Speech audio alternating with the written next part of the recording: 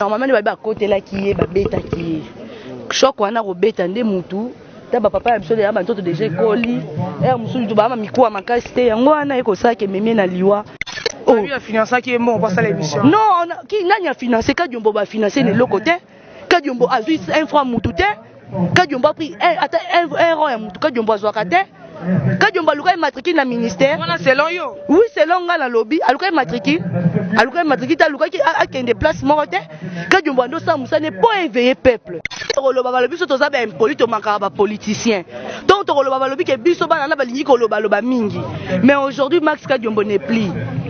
Les CG comme ça, parce que Joël Kadazo comme le lobby qui on m'a informé lobby à partir de émission au concerne Gloria à Salaki. Donc Gloria Sali émission dans le Congo boya ndé batu siko ndé ba comme ko benga ndé ni botiki papa Kadiombo boye ndé moi mboka Jean-Marc Abunda tisne ke lobby alandela ndé le papa Kadiombo tiki biso.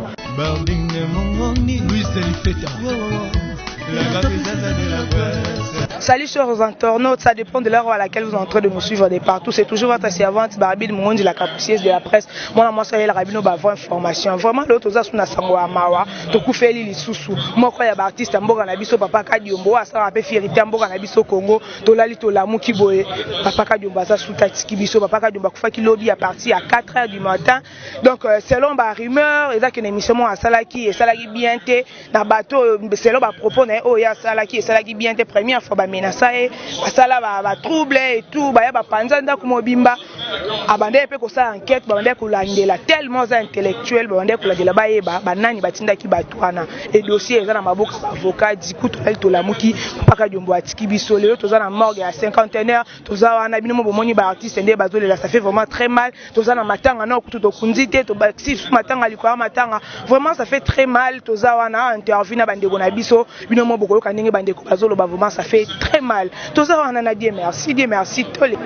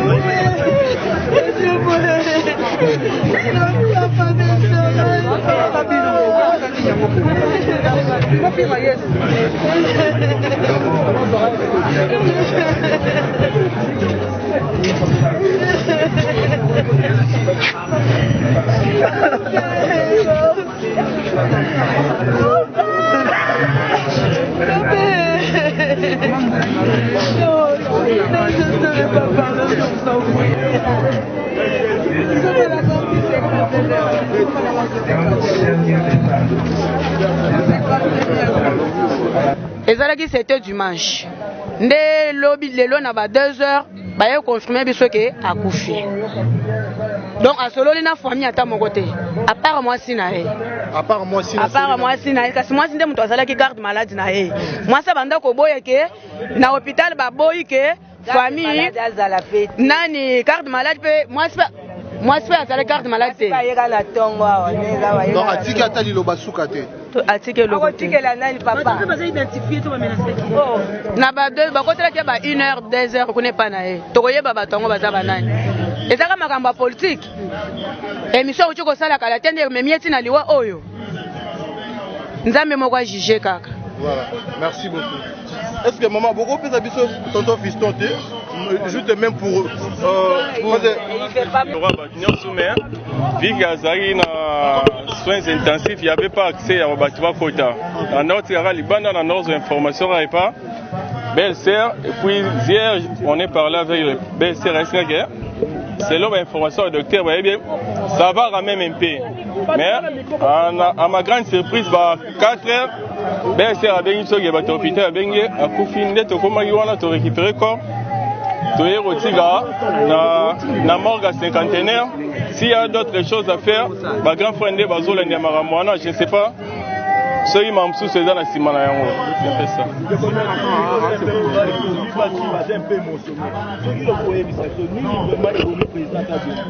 On a dit que côté là qui va venir na Boutou, c'est vrai?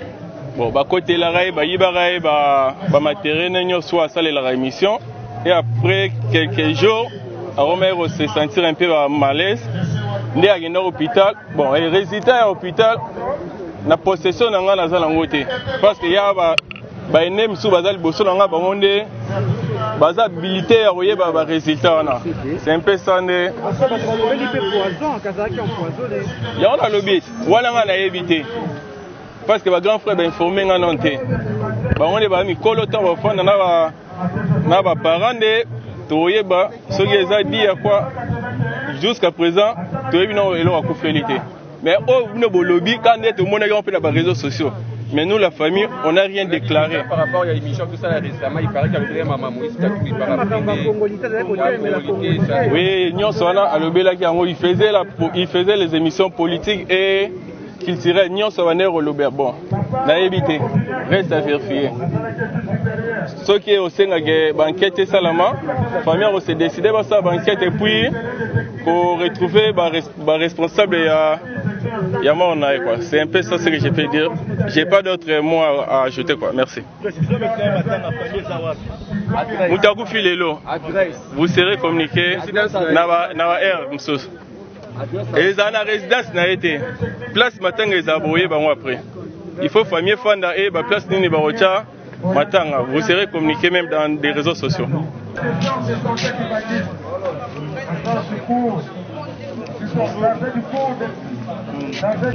Mes condoléances. Namon nous a vraiment émotionné. Biso aza papa na biso. Donc ce qui tout comme un professionnel, c'est pour Yazalaki. Il était tellement exigeant à biso ya moto comme Ibo. Donc on a si c'est géré et puis les autres commis autocomi bien que notre commis penza musika pena mingite mais donc ce que nous sommes c'est tous pas produit naé. Donc je parle de moi, de Saï et de V12. Pagignola n'est pas aussi en reste et bateau belé ou boyebi.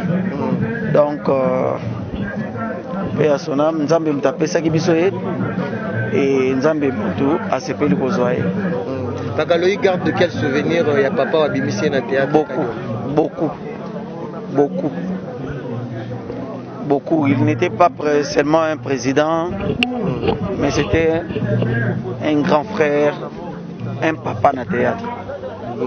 Mais sur le plan sociétaire, c'était vraiment c'est mon mentor quoi. Donc on a évité on a sens. Bakaloï n'a vu que Bazolanda partout dans le monde en direct parce que Mikolo a presque décès mingi et surtout tout fait avec maman Chakombalo Kadiombo. Est-ce que aujourd'hui Kadiombo marque quelque chose dans le théâtre en Abissopé et à République démocratique du Congo? Parce que Biso Dozali déjà que grâce naé donc tu me demandes dans le basson donc moi je ne vais pas entrer dans la polémique tous les détails. On est venu déposer le corps. Et c'est comme matin que vous allez en résidence. Donc la suite vous sera communiquée pour la suite. Donc parce que il n'y a pas référence fondement à biso quoi. Donc on a voulu battre pour Moutouni à Koufagi Moutoudan. Sobando Tangira Makambo, on a toujours risque de m'embrouiller pour rien. Merci beaucoup Pakalo.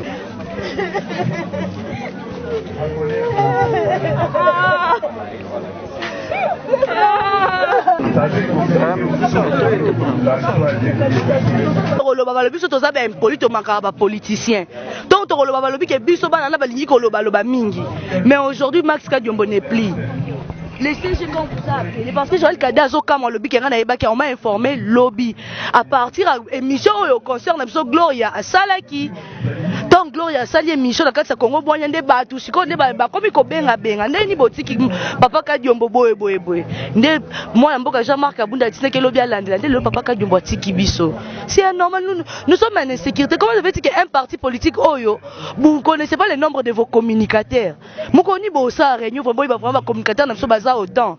ndenge l'autre là pendant 18 ans ba yebaka nombre ba communicateur na bango et nous bolika ko fingisa kaka président bolika ko fingisa c'est pas bien hein maska Diombo sala ki na musala po teke ba récompenser ye lobby akota na cabinet to le beza directeur à cabinet to aza nani non azaki wana po ate ya biso to bo beta gloria bi to ne ko bengi maître d'école pour so tali analyse na ye il faut tirer mo eloko moko na kati yango po biso to ndoko joko sa ba analyse mais ya mutu ko tika batu boye oyo komi ko bangisa ki ba koteli na ndako ba panzi biloko nyonso ndako asali désordre là ba kotela ki normalement de to yoka ki ke pardon ki ta ba micro pe nyope professionnel au sa makambo ki ta micro ko to yoka ki ke ba kotela ki Nandaku 2 fois. Première fois, bakotele bazui ebilo. Deuxième fois, bakotele ke babeti ko beto babeta kende. Et ça vraiment nanzoto papa pe ba age poussani na choc wana. Comment on a vraiment des papa Mars a komaki. Ezo sala passe mingi. Bote ko condamner famille baloba qui te pour la nini. Et ça pe mon mon choc moko boy. Il fallait pas dénoncer. Mais on va dénoncer comment? Politique et le quoi li palangu batin. O dénoncer nini o yakamba mo bakotela yanga na ndaku boye non aza intellectuel ebi ndenge ba avocat na bazala ki wana ba ebi ndenge ba ndenge ba ndako sala ba ndenge ba porter ba plainte pas comme ça ezali akoyaka temba mo changa lokwa mo mutu moka boye bakotela ba ndenge ba jo filmer ndaku na ba yaki bakotela ki nga boye na mo c'est intellectuel aza bibliothèque ayebaki ba enquête ne bande ko mener ba enquête bakanga bato bakotela ki ndepe nzamba yeko sala ba nzamba lobika ta ki ko pema na remene ba enquête ba suspectacle ba nani mais normalement on ne connaît pas, il faut qu'on demande à ses avocats. On a suspecté personne. Mais qu'est-ce qui s'est passé au juste? Avocat ne va pas communiquer. Par dernière émission de Salaki, suite à l'allégation négative par rapport à Moïse Katumbi. Confrère, tout ce qui a regroupé ça. Katumbi gaz, hein? Tout ce qui a regroupé ça gaz, hein? Comme Aloba qui m'a rempli na Katumbi, c'est quoi? Nous tous nous faisons des analyses, non? Quand il y a analyse, il y a analyse. Dans Nathalie, na Monique, non, actualité Zaboé. Papa Max Kabdiongo, tant qu'il est bibliothèque à Salini, tant qu'il est aussi du Katanga, pas à Katangé. Aïe, histoire à Katanga. A expliqué que non, comme ça. Papa Katumbi a été Kabambisi. Sur le bilan des infractions. Mais ACPLité, à propos d'ailleurs. Oh, ACPLité, est-ce que nous avons place Katumbi à l'objet qui a ACPLité? Pour tout ça, faut pas critiquer. Zande mendiant, journaliste à prostitution billet vert. Oh, baza pembe ba CP la kibondumba ba billet vert. Bangonde mutu ba faire chier Katumbi. Si Katumbi a ACPLité, mais alinga binso ba ministre na gouvernement, ba ministre ba osala poani. Cheriba Kendaza ya wapi ensemble. Christopher Lutundu la za ya ensemble. Oh, il a financé qui est bon pour ça l'émission. Non, qui n'a financé Kadiombo va financer le côté. Kadiombo a vu un franc moutouté. Kadiombo a pris un roi moutou Kadiombo a zoakate. Kadiombo a matriculé dans le ministère. Selon yo. Oui, selon la lobby, a matriculé. A qui des places mortes. Kadiombo a ça Moussa n'est pas éveillé peuple. Oh, ben il y a un éveil patriotique pour aller sa histoire à Congo. Pour ça, il y a une histoire à Congo. Mais tu peux le dire, il y a financé, il y a personne qui a financé. Et ça, comme on a le papa, qui sont là, c'est anormal. C'est même qu'il y a une enquête. Le roi enquête, il y a la famille, non? Il y a ses enfants, Rolande l'enquête, bon, on va tout battre la mité, papa, c'est pas biso, papa, c'est monté mao. Donc, on font l'enquête, c'est anormal. Les Margot, ils appellent l'information qui circulé, ils ont éclairci sur Malam. Est-ce que Kadiombo a confiné parce qu'il va tout parler au poisonnement? Parce que tout le monde va tout parler au poisonnement. Mais tout le monde va expliquer, cher internaute, les Kamanini, Kadiombo a Kadiombo, normalement, il va côté là qui est, bêta qui est. Choc, on a robeta des moutous. Papa a besoin de tout déjà colis et musu tu ba miko makasi te yango wana eko sa ke meme na liwa wande photos zélandais soki autopsie salami nde ba weba ko expliquer biso qu'est-ce qui le roni elekani c'est ça une affaire politique. Oui, c'est une affaire d'or yo malembe pegi moi lo ba binga ezate et simba kité. Tant qu'on le voit déjà est commis trop tard parce que Papa Kadiombo Koufi. Et qui va encore défendre le pouvoir actuel? Parce que Papa Kadiombo défendait le pouvoir actuel. D'ailleurs, quand ça la révélation, ceux qui m'ont fait la tête contre Fatih, il y a quoi na révélation tout le monde na preuve. Na preuve na que non, les Cambos ali boy, t'as les ali boy. Les Cambos ali boy, t'as la boy. Na peut-être qu'à monde qui s'amoque na tout qui mototé. Tant que le Cameroun, Moïse Katumbi a tongi stade ya Mazembe na Lubumbashi, ya lobité. Stade wana ka les acquis stade au coup de stade du Vélodrome. Katumbi a réflexionné, a tongi te a réflexionné ça quand non que bien tonga cinquantenaire tonga te aya ko bonsango. A tcheka couleur a bakisi bakisi ndenge Papa Jombo a dénoncé. Mais et puis il émission Sugo ya Salaki au moment des vidéos, ils allaient sur les réseaux sociaux, donc c'est déplorable. Tout ce qui n'a pas contre liberté d'expression là. Et puis il faut qu'on garantisse la vérité, pour garantir la sécurité. Parce que sinon, ce que le presse surtout, et c'est qu'à bouche et quand tu as un mensonge dans l'occupation, mboke ko tambola te. Mboke tambola na mensonge te. Manque ba to FCB que non politique ali monde à mensonge monde dans le couteau mais faut biso to ça rabat au travers émission que non politique ali monde à mensonge te. Politique ali monde ya ba to solo kate mais politique c'est que et là ça ba to na pole ni yo sama ki na butu pe na mo pe ko salema. Donc le papa ka jomba tiki biso nyos o na ko loba juste ali o wana o na lobi donc c'est un peu ça. Voilà. Mais si vos questions avant tout Kapana, est-ce que vous pensiez que des membres pour l'Obama que Moïse Katumbi ne mutatindi batu ba beta yango meme etina liwa parce que yango ne circuler na ba réseaux sociaux yango ne panzani na ba réseaux sociaux bazo incriminer Moïse Katumbi atindi batu ba beta ta tuka de tie meme na liwa wana penza na koloba na ebité pour être sincère parce que na mission même on a salaki on dit que nous allons de Moïse Katumbi nde mutu atindi batu ba beta ye nana za na preuve nani a monaki to sala ka politique ça tant on sala politique pe on va poser ma makambo ali koloba nani o azali na preuve que c'était Moïse Katumbi ndasine bato babeta ye wana avi wana ngai na liko partager yango te na avi wana ngai penza na sepeli na yango te il faut pas que luka ko pointer mutu du doigt tant qu'on dit que likambo ali bongo te Moïse Katumbi oui azali personnalité politique o lelo likamba congolité et là ti et puis bato bazali ko dénoncer mangomni bali ko te la loi wana mais je ne pense pas que Moïse Katumbi peut continue bato ba utakatanga pona ba ko sa papa Jombo mabe donc to lo likambo na mutu na biso to banza na yango te to yebite politique ezali mambo sa mara butu parce que yango déjà dernière émission oui est-ce que maintenant papa Jombo azali na ba caméra cachée sa femme était sur place avec lui donc ba ko beta bango nanyo amona ki bato akatu parce que bato donc ba parce que bato ndeba ba ko sala ndenge wana donc je pense que ezali formation moko ezali vraiment à vérifier fait la kaboyaka toujours na retard na lingina lo baboy kadi ombo asa koti ndakwa malili problème ezate bo choquer biso na ba propagande na bino ba politicien bo luka biso te poso ki to lobi ba vérité eza moment boko luka biso bobo mabiso bolinga kaka to kumisa kabino to sanjola kabino bokomi banzambe te boza banzambe te to za na choc ya makasi botika mwasi wana veve atikali bon bokoyana ba masungi na bino ya baloso na ba will ya hypocrisie na lobi ko banda lelo botika biso to vana yo yesiko to yeba quand même kadi makufi na cause c'est quoi la cause na yeba kadi ombazobeli lelo na yoki na tongo voice ya mwasi na ye esalinga pais mwasi alobi ke bakotela kikadi ombo babeta kikadi ombo il a été attaqué asalaki pare émission nde toyoki émission moko asalaki atakaki homme politique moko na sima émission wana ndenge basali nini babomi nakotanga te po bakotinda pe baluka ngai nde naza boye papa état de droit liwe landi état de droit ake cimetière état de droit botika babétise ake liwa akoti malili atikali te nalobi tango akoti moke est-ce que état de droit esekwisi ye botika babétise tokotanga bakombo na bango te naza pe na tina ya kombo ya mutu te eloko nga nalobi kaka toza na pas soki justice ya solo ezali tolandela likambo tina suka mpo kadi omba koki kokende ofele te kadi omba bandi teatre lelo te nani kadi omba asaleli propagande te nani kadi omba asali makambo na ye te ekomi lelo kadi omba aloba baverité kadi omba kota ndako ya malili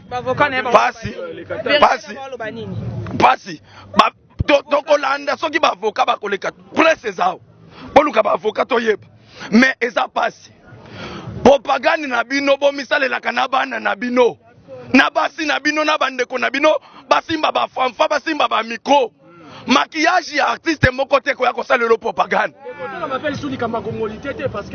na lobi mama papa congolité nde zo bomisa bato toloba te na koloba makambo wana te oyo nga nazoloba ngai oyo famille ezanga griffe toza na ndeko na poto te toza na ndeko na politique te potangu na koloba okoyoko makale eza polele nazoloba likambo ya pasi oyo eswi ngai Yoza des pères et des mères congolais loba te papa naza des pères et des mères je suis kasaye à 100%.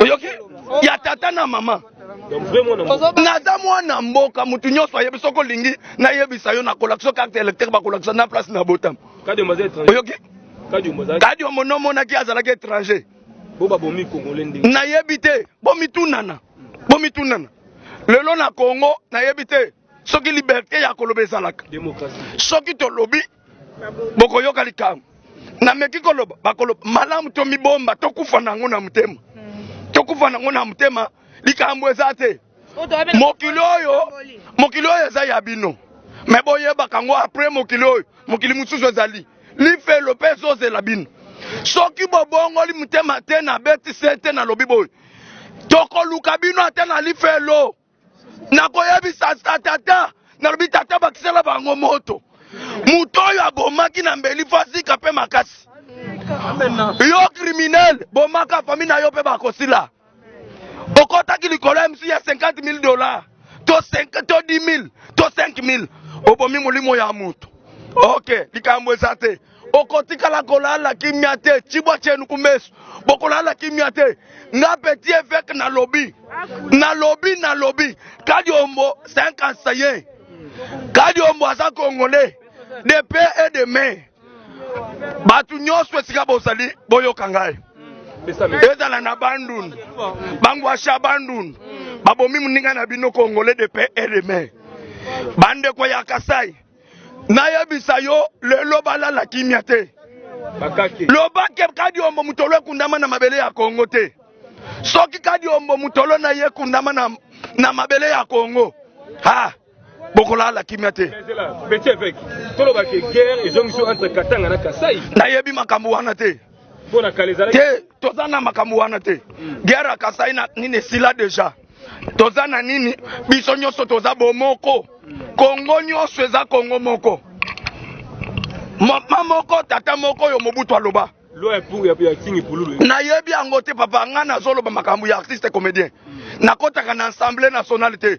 bokende kuna na assemblée nationale bokende kotuna bango pota tokoloba makambo alobaka kuna ekomi yo likambo ya bamaneti na bango bakitisaka eluki ya biso pardon dodokolo bolimbisa naza na shoka vie kadi omboroka avwati na kati ya ndako ya malili oye moko alobaka bovwati te me lelo bavwatisi ye ndako ya malili akomi poisson azamba lolo sunga molimo ya kadi ombo elala te kadi ombo oza mwana mobali kolala te lamuka ta lelo kaka na morgue molimo no esirkile bakima bambango balobaka kadi ombo abimelaki biso zamba lola pambola bino nyonso. Voilà, nous sommes déjà à la fin de notre émission. Car à l'émission de Tozalaravana pour couper sa bino information, Tozaki vraiment à la manque à 50e, bino bomoni ba image, bomoni ba interview, to salina bandeko, mais ba boy to filmer mbete. Donc Tozaki wana pona ko kabula mawana bandeko na biso mususu ko ba kufeli famille artistique tozo kufara se go kufa. Mama sa kwa uti go kufa a nanu kutu to kundi mama sa côté to baxi susu papa ka jombo o pe aza icône ya mboka na biso Congo. Vraiment ba boy to ba image ya ebembe bomoni bandeko nde bazolela ça fait vraiment très mal. To éviter tozo kende wapi vraiment to éviter kana nzambo ça c'est le bagage qui tagina ba comédien to éviter ezo ekiti ezo tambola ezo ponara ba leader to ndeni to éviter merci na bino bande ko nso bozo ekili ba ko ya kolanda biso vraiment vous abonner massivement la Lumière Efra TV officielle avec Barbine Mondi la capricieuse de la presse. Merci à mon sponsor officiel papa Ephraim Abedi Kasseme, merci à maman Mireille Kusonika, merci à Bob Mutombo Tibola, papa na Bradley, papa na Bian Jonathan, merci à mon caméraman Dieu, merci Maemba, merci à toute mon équipe DJ Record, Bastien Bilili, vraiment Boza et Belé, merci à mon grand frère chéri Jonathan Mungondi, merci à Divine Mungondi, Rachel Mungondi, Papa Emery Mungondi, Maman Patience Mungondi, toi Azarana, pour ça vraiment Babouakae, Balobelelo Konae, Lumière et Fra TV Angoyo, Obenga Tosola, Opina Yara, Kop Nabiso Yara Moussala, Tango Baninga Bagenda, la Biro, Biso Petoyara Awa, et ça a vraiment Moussala Nabiso, malheureusement, Baboika Andeto filmé, et Bébé, Baboika Andeto filmé, et Bébé, vraiment, pour comprendre, Moungo Kaoki, la maman Sako, to Kansage Bébé Malobi, mais, et Bimité, Baby Biso Lelo, Lelo Pe Bimité, to Zelangoka samedi, Nengue Balobi, si réellement, samedi, et Bima ou pas, to éviter, mais Biso to Zelangoka, parce que Aza Icon, Yambo, Nabiso, Asali Pebele, Nambo, Nabiso Congo, et même mon papa Kadiombo, Aza Pe Icon, Nambo, Nabiso, Asali Pebele, Nambo, Nabiso, Tozana cinquantenaire, vraiment, ça fait très mal. Toza, on a Baptiste, Baptiste, Bino Bolinga Mingi, Bino Mobomoni, Oeleki Awa, Kande na Obandela, Baboy, Kande, Toza, image à Ebembe. Mais à part ça, Toza Wana, Toza la Kaka, vraiment, merci à mon sponsor officiel, Nalobaki déjà, merci à Dieu, merci Bilili, on se retrouve à la prochaine.